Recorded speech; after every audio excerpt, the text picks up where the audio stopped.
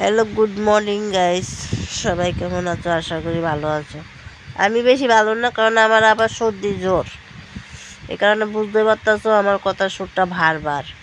তো আজকাল রান্না হয়েছে রাজমার ডাল। তো আমার রাজমার ডালটা হয়েছে তো আমি এনে আলু ভাজা বয়েছি, আর আমার রাজমার ডালটা হয়েছে শুকনা কাঁচা না, কারণ শুকনো ডালটা ভালো লাগে। তো আমি এটার আজকে ঘুগনি বানাবো আলু দিয়া, পেঁয়াজ রসুন টসুন দিয়া, মানে মাংসর যা যা মশলা থাকে এটা সব কিছু দিয়া একটা ঘুগনি বানাবো আজকে। আর এই যে মশলা করছি সব কিছু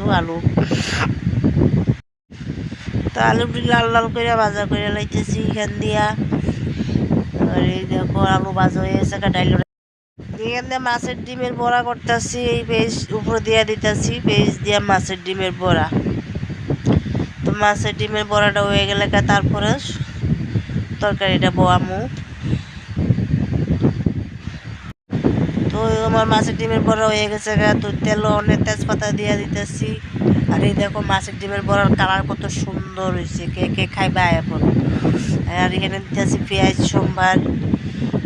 সোমবার দেবে, এটা একটু লাড়ালাড়ি কইরা তারপরে দেবো মশলা। আর মশলা তো তোমরা দেখাইলাম ওই কী মশলা দিছি, পেঁয়াজ রসুন সবই, আদা জিরা ধনিয়া লঙ্কার গুঁড়া টুড়া সবই দিয়ে দিছি। আর আমি এখন ওই দিয়ে একটা একটা করে দোকানোর সময় নেই আমার, আমি সব একসাথে দিলাই। তো অনেক আবার পেঁয়াজটা মোটামুটি ভাজা হয়েছে,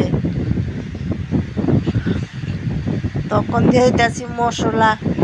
তা আমি অনেকদিন বেড়াই এলাম বাড়ির থেকে, তখন আমার নিজের বাড়িতে আমি নিজে রান্না করতেছি।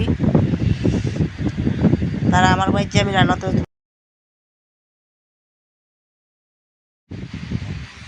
ওইখানে মশলাটা দিয়ে সুন্দর করে লাইটা জ্বালাইতেছি, কারণ মশলাটা ভালো করে কষাইলাম। তারপরে গিয়ে এটার ভিতরে বাকি যা আছে সব দিমু।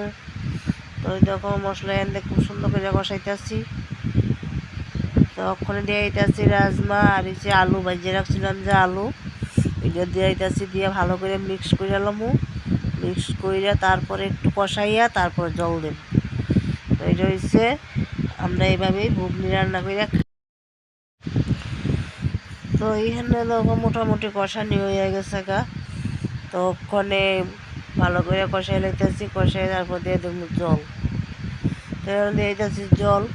আর এই দিক দিয়ে তোমরা একটা জিনিস দেখাইতেছি, আমার চুলাটা দেখো।